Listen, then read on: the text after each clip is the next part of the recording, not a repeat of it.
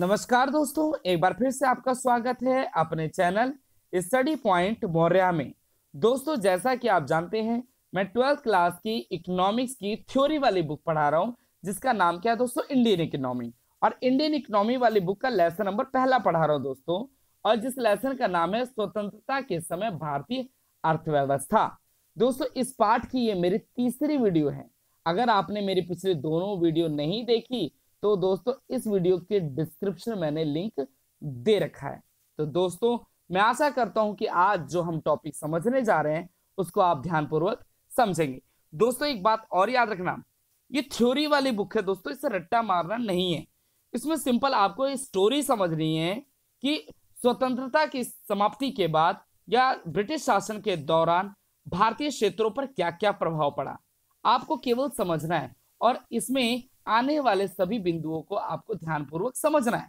अगर आप हेडिंग को समझ गए तो उसकी व्याख्या आसानी से आप लिख सकते हैं। तो दोस्तों, मैं आशा करता हूं कि आप लोग इस वीडियो को ध्यानपूर्वक देखेंगे। ठीक है दोस्तों, तो आइए समझते हैं कि हेडिंग क्या कहता है। कहता है स्वतंत्रता के समय औद्योगिक क्षेत्र। दोस्तों, याद रखना कि जब हमारा देश आजाद हो गया, जब हमने स्वतंत्रता प्राप्त कर ली, तो उसके बाद दोस्तों हमारे औद्योगिक क्षेत्रों पर क्या प्रभाव पड़ा। और जब ब्रिटिश शासन रूल कर रहे थे, या ब्रिटिश शासक जब रूल कर रहे थे दोस्तों, तो उस समय हमारी हस्तशिल्पी कला का क्या हो रहा था। तो आइए हम इसको विस्तार पूर्वक समझते हैं। दोस्तों, यहां से स्टार्ट करते हैं। ब्रिटिश शासन काल में औद्योगिक क्षेत्र की स्थिति का सही वर्णन निम्न दो बातों पर निहित था। कि दोस्तों, ब्रिटिश शासन के दौरान हमारा औद्योगिक क्षेत्र कैसा था। पहला पॉइंट क्या लिखा है दोस्तों, लिखा है कि ब्रिटिश सरकार की विभेद मूलक नीतियों के कारण विश्व भर में प्रसिद्ध भारतीय हस्तशिल्प उद्योगों का पतन हो गया। ठीक है दोस्तों, यहां क्या बोल रहा है कि ब्रिटिश शासन की विभेद मूलक नीति। विभेद मूलक क्या थी दोस्तों, टैरिफ पॉलिसी बना दी थी, आयात और निर्यात पर भारी शुल्क बना दिए थे, जिसके कारण भारतीय हस्तशिल्प उद्योगों का पतन हो गया। दोस्तों, उद्योग का पतन हो गया। ठीक है दोस्तों, जो हैंडक्राफ्ट होता है उद्योग, हस्तशिल्प क्या होता है दोस्तों, जो हाथों से बनाई गई चीजें, जैसे टोकरी हो गया, गुड़िया हो गया, चटाई हो गया, ये जो हाथों से बनाई गई जो भी चीजें होती थी उनको हस्तशिल्प बोलते थे दोस्तों। ठीक है, दूसरा पॉइंट क्या बोल रहे हैं, निवेश के अवसरों के अभाव के कारण आधुनिक उद्योग का निराशाजनक विकास। कहता है कि निवेश के लिए अच्छे स्थान नहीं थे दोस्तों, और क्या था लिखा है कि निवेश के अवसर के अभाव, निवेश का कोई अवसर नहीं था दोस्तों, क्योंकि ब्रिटिश लोग क्या करते हैं, भारतीय क्षेत्र से कच्चे माल को लेकर के दोस्तों आसानी से विदेशों में ले जाकर के उसको निर्मित वस्तुओं को बना करके उल्टा क्या करते हैं, भारतीय क्षेत्र में बेचते थे, जिसके कारण दोस्तों भारतीय हस्तशिल्प कला का पतन हो गया और भारत को प्रॉपरली रूप से निवेश के अवसर नहीं मिल पाए, जिसके कारण आधुनिक उद्योग का निराशाजनक विकास हुआ। ठीक है दोस्तों, और अब आगे क्या कहता है, कहता है कि हस्तशिल्प का पतन। पेपर में याद रखना दोस्तों, यह भी पूछ सकता है, क्वेश्चन कैसे बन जाएगा कि स्वतंत्रता के समय औद्योगिक क्षेत्र, या लिखा आ सकता है हस्तशिल्प कला का पतन क्यों हो गया। ठीक है, इन दोनों के आंसर को ध्यानपूर्वक समझना जो नीचे दिए गए। ठीक है दोस्तों, अब आइए समझते हैं इसको विस्तार पूर्वक। दोस्तों, जैसा कि आप जानते हैं, हस्तशिल्प का मतलब मैंने बता दिया दोस्तों, कि जो हाथों से बनाई गई चीजें होती थी। ठीक है, इसको पढ़ते जो पेंसिल से मैंने अंडरलाइन कर रखा है। ब्रिटिश शासन से पहले भारत का हस्तशिल्प उद्योग अपनी उत्कृष्टता एवं गुणवत्ता के लिए पूरे विश्व में प्रसिद्ध था। उस समय दोस्तों जब ब्रिटिश शासन नहीं था ना दोस्तों, तो भारत का जो हस्तशिल्प उद्योग था, उसकी जो क्वालिटी थी दोस्तों, जो बनाई गई वस्तुएं थी, वो पूरे विश्व में प्रसिद्ध थी दोस्तों। और यहां तक कि क्या था दोस्तों, बहुत दूर दूर तक विदेशों में हमारी वस्तुएं जाती थी, निर्यात होती थी। ठीक है दोस्तों, आगे क्या लिखा है, परंतु ब्रिटिश शासन के कारण इस उद्योग का पतन हो गया। किसके कारण हो गया दोस्तों, ब्रिटिश शासन के कारण। क्यों दोस्तों, क्योंकि ब्रिटिश शासनों ने औद्योगिक नीति अपना ली। ठीक है दोस्तों, और क्या करते थे, हमारे ही कच्चे माल को प्रयोगी वस्तु में बदल करके सस्ते दामों में भारतीय बाजारों में बेचना आरंभ कर दिया, जिससे भारतीय बाजार सिकुड़ने लग गया। ठीक है दोस्तों, एक बार मैं चित्र के द्वारा समझा दूं। देखो दोस्तों, हस्तशिल्प किसे बोलते हैं? जो हाथों से, जैसे ये घड़, ये सुराही है, इस पर डिजाइन कर दिया, विभिन्न प्रकार के मटके हैं, घड़े हैं ना दोस्तों, ये देखो गमले भी है छोटे छोटे, है ना, ये भी गमले हैं, ये कारपेट हैं, ये सारे हाथों से बनाए जाते थे दोस्तों उस समय, और ये पूरे विश्व में बेची जाती थी, है ना दोस्तों। जैसे आज भी दोस्तों इन ये जो मटके हैं ना दोस्तों, जिन पे डिजाइन बनी है, इन पे लोग पानी नहीं भरते दोस्तों, इसमें सजावट के लिए लोग अपने घरों में लगाते हैं, बड़े बड़े घरों में, आप भी लगाते होंगे ना दोस्तों। चलिए अब पॉइंट समझते हैं दोस्तों, क्या लिखा है हमारा पहला पॉइंट, कि हस्तशिल्प कला का पतन क्यों हो गया दोस्तों, क्यों सिकुड़ने लगा। कहता है कि राज्य की विभेद मूलक प्रशुल्क नीति अपनाई गई, है ना दोस्तों। प्रशुल्क नीति क्या होती है, कि वो टैक्स पॉलिसी बना दी थी दोस्तों, टैरिफ पॉलिसी बना दी। देखो आगे क्या लिखे इसमें, कि ब्रिटेन ने भारत को अपने निरंतर बढ़ रहे उद्योगों के लिए कच्चे माल का उत्कृष्ट साधन और साथ ही औद्योगिक वस्तुओं की बिक्री के लिए एक उत्तम बाजार पाया। अभी मैंने बताया ना दोस्तों, ब्रिटेन ने भारत को अपने निरंतर बढ़ रहे उद्योगों के लिए कच्चे माल का उत्कृष्ट साधन माना। उन्होंने क्या बोला, ब्रिटेन ने सोचा कि भारत में विभिन्न प्रकार के कच्चे माल और बेस्ट क्वालिटी के मिल जाएंगे, तो उन्होंने क्या बोला कि यार बेस्ट क्वालिटी के कच्चे माल मिल जाएंगे, तो एक काम करते हैं हम ना वस्तुओं को तैयार करके साथ ही हम क्या करते हैं, भारतीय बाजारों में बेचते हैं, क्योंकि उसमें भारत की आबादी भी बहुत ज्यादा थी दोस्तों, है ना दोस्तों। आगे चलते हैं। फलस्वरूप ब्रिटेन ने एक विभेद मूलक प्रशुल्क नीति अपनाई, है ना दोस्तों, टैरिफ पॉलिसी अपनाई। क्या थी वो टैरिफ पॉलिसी, आप देखो दोनों पॉइंट पढ़ते हैं। कहता है कि बिना निर्यात शुल्क के भारत से कच्चे माल का निर्यात किया गया, बिना निर्यात शुल्क के, है ना दोस्तों, कोई एक्सपोर्ट टैक्स नहीं लगा, जिसके कारण भारत से कच्चे मालों को निर्यात किया गया, और बिना आयात शुल्क के ब्रिटिश औद्योगिक उत्पाद का भारत में आयात किया गया। बिना कोई इंपोर्ट टैक्स लगाए हुए ब्रिटेन की उद्योगों में उत्पादित वस्तु का भारत में आयात किया गया, जिसके कारण परिणाम स्वरूप क्या लिखा दोस्तों, जबकि ब्रिटिश वस्तुओं की मात्रा भारतीय बाजार में बहुत अधिक बढ़ गई, है ना दोस्तों। क्या कह रहा है, ब्रिटिश वस्तु की भारतीय बाजार में इसकी मात्रा बहुत ही बढ़ गई दोस्तों। और क्या हुआ दोस्तों, भारतीय हस्तशिल्प वस्तुओं के घरेलू बाजार में बिक्री निरंतर कम होने लगी। और क्या लिखा दोस्तों, भारतीय हस्तशिल्प वस्तुओं की घरेलू बाजार में बिक्री कम होने लगी। जो दोस्तों भारत में बनाई गई वस्तुएं थी, उनका घरेलू बाजार में उनकी बिक्री कम हो गई, क्योंकि दोस्तों अधिकतर लोग क्या करते थे, ब्रिटिश निर्मित वस्तुओं का प्रयोग करने लगे थे, जिसके कारण क्या हुआ दोस्तों, बाजार की जो भारतीय बाजार था वो सिकुड़ने लग गया। ठीक है दोस्तों, आगे चलते हैं, जिसके कारण हस्तशिल्पी कला का पतन हो गया। ठीक है दोस्तों, क्योंकि उस समय ब्रिटिश में वस्तुएं जो निर्मित होती थी उसको भारतीय बाजार में बेचा गया, वो भी सस्ते दामों में, जिसके कारण हस्तशिल्पी कला दोस्त भारतीय बाजार में टिक नहीं सकी दोस्तों, जिसके कारण धीरे धीरे उनका क्या होने लगा दोस्तों, पतन होने लगा। ठीक है, दूसरा पॉइंट क्या लिखा है दोस्तों, राज दरबारों का लोप होना।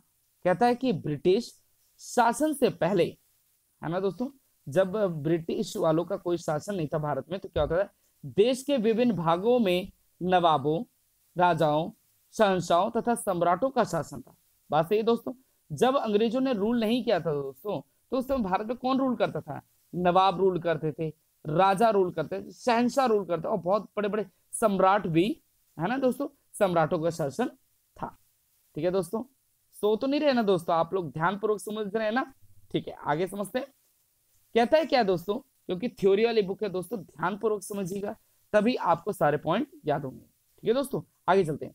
वे भारतीय हस्तशिल्प को संरक्षण प्रदान किया करते थे। उस समय जो राजा महाराजा थे ना दोस्तों, अपने हाथों द्वारा निर्मित जो वस्त्र होते थे वो पहनते थे, उनके इवन पर्सनली ड्रेसर होते थे, जो ड्रेस बनाते थे अच्छे अच्छे, है ना दोस्तों, हीरे मोती ये लगा लगा के उनके अच्छे अच्छे कपड़े बनाया करते थे, जिसके कारण भारतीय हस्तशिल्प उद्योगों को अंतरराष्ट्रीय रूप से विख्यात था दोस्तों, विदेशों तक विख्यात था। क्यों, क्योंकि भारत में जो हस्तशिल्प था ना दोस्तों, राजा महाराजा उनको संरक्षण करते थे, उनको बचाते थे दोस्तों। ठीक है दोस्तों, और क्या करता था, इसी कारण भारतीय हस्तशिल्प उद्योग का अंतरराष्ट्रीय इंटरनेशनल दोस्तों फेमस हो गया था, है ना दोस्तों। ब्रिटिश शासन का आरंभ देशी राज दरबारों का अंत साबित हुआ। जब दोस्तों ब्रिटिश शासन ने रूल करना शुरू किया ना, तो इन सारे राज दरबारों का अंत होना प्रारंभ कर दिया, जिसके कारण हस्तशिल्पी कला का पतन हो गया दोस्तों।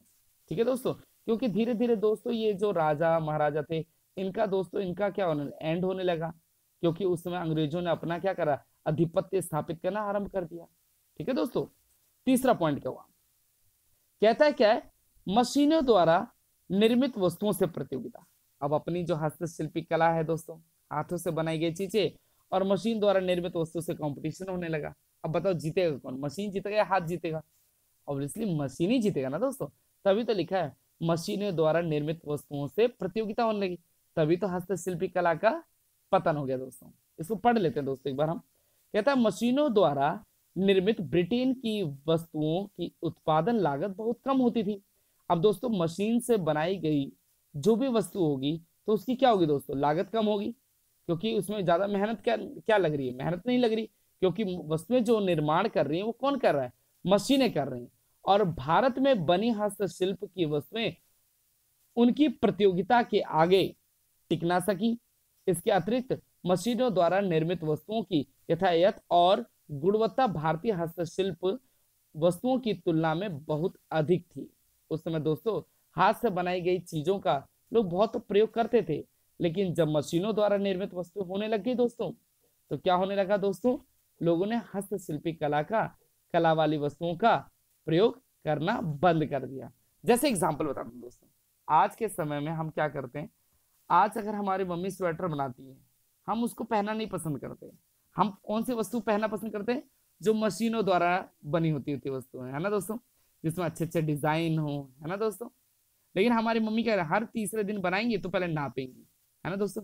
लेकिन याद रखना दोस्तों, हस्तशिल्प जो हाथों से बनाए गए स्वेटर होते हैं बहुत ही मेहनत लगता था, समय लगता था, बट दोस्तों इस मशीनरी वस्तुओं ने क्या कर दिया, भारतीय हस्तशिल्पी कला का क्या कर दिया दोस्तों, पतन कर दिया, जिससे प्रतियोगिता के कारण भारतीय शिल्पियों को अपना व्यवसाय हमेशा के लिए क्या करना पड़ा, बंद करने के लिए विवश होना पड़ा। क्यों दोस्तों, क्योंकि समय बहुत ज्यादा लगता था, किसमें, हाथों से बनाई गई वस्तुओं का। ठीक है दोस्तों, तो समझ आ गया ना दोस्तों, हस्तशिल्पी कला का पतन क्यों हो गया दोस्तों, क्योंकि मशीनों द्वारा वस्तुओं से हम प्रतियोगिता करने लग गए थे, क्योंकि मशीनें ही जीतेगी ना दोस्तों, वो थकती नहीं है। आगे चलते हैं दोस्तों, चौथा पॉइंट, मांग का नया स्वरूप, न्यू पैटर्न ऑफ डिमांड। की कह रहा है कि दोस्तों ब्रिटिश संस्कृति से प्रभावित भारत में नए वर्ग का जन्म हुआ। ठीक है, और क्या लिखा दोस्तों, यह वर्ग पाश्चात्य जीवन शैली को अपनाने में बहुत रुचि रखने लगे। अब दोस्तों हर कोई क्या चाहता है कि मांग का नया स्वरूप, पुराने अगर फिल्में देखो, पुराने टाइम में लोग बेल बॉटम वाली पैंट पहनते थे ना, बड़े बड़े एकदम क्या तो मुहड़ी होती थी ना दोस्तों, बड़े बड़े कॉलर होते थे। लेकिन दोस्तों लोगों का जब मांग का नया स्वरूप बदला, तो लोगों ने चाहा कि हम अपनी संस्कृति में कोई ना कोई परिवर्तन करें दोस्तों, है ना, जिससे अपनी जीवन शैली में परिवर्तन किया, जिससे दोस्तों भारतीय बाजार क्या होने लग गया, वो कम होने लग गया, है ना। अब कौन बेल बॉटम की पैंट पहनता है ना दोस्तों। तभी क्या रहेगा, परिणाम स्वरूप मांग के स्वरूप में ब्रिटिश वस्तुओं के पक्ष तथा भारतीय वस्तुओं के विपक्ष। अब क्या हुआ, ब्रिटिश वस्तुओं का क्या लेने लग गए, पक्ष लेने लग गए, और जो भारतीय वस्तुओं का विपक्ष लेने लगे, विपक्ष मतलब नेगेटिव में चले गए, डीमेरिट्स में चले गए दोस्तों। इस प्रक्रिया के कारण भी भारतीय उद्योग भी नष्ट हो गए। ठीक है दोस्तों, क्यों, ऊपर वाले पॉइंट में क्या था दोस्तों, कि मशीनों द्वारा निर्मित वस्तुओं से प्रतियोगिता होने लगी, तब हस्तशिल्पी कला का पतन हो गया, और लोगों का मांग का नया स्वरूप होने लग गया दोस्तों, न्यू पैटर्न ऑफ डिमांड हो गया।